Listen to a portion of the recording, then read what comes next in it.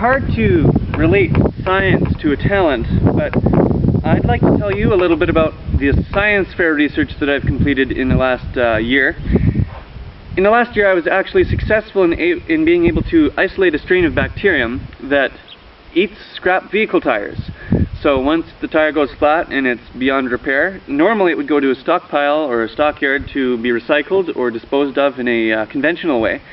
However, this bacteria is able to actually eat the tire as its food and get rid of it in that process. So in addition to getting rid of the tire, I also constructed what's called a microbial fuel cell system, or an MFC, and that allows the bacteria to not only get rid of the tire but generate electricity from that waste.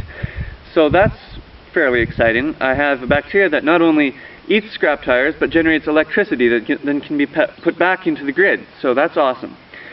I also used LED treatment to further speed the reaction process with the bacteria eating their food.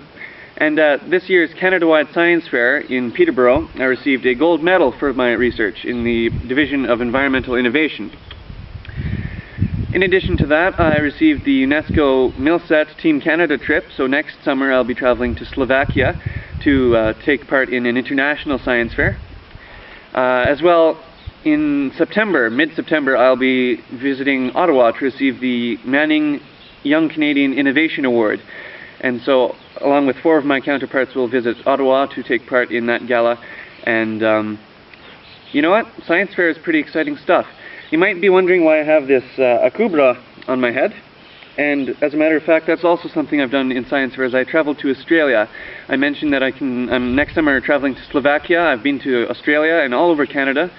So if you know your stuff in science fair, you can go places. So that's awesome. Even with this research I've just described to you, I had international help with it. I definitely had a lot of help here in Canada, even just here in Edmonton.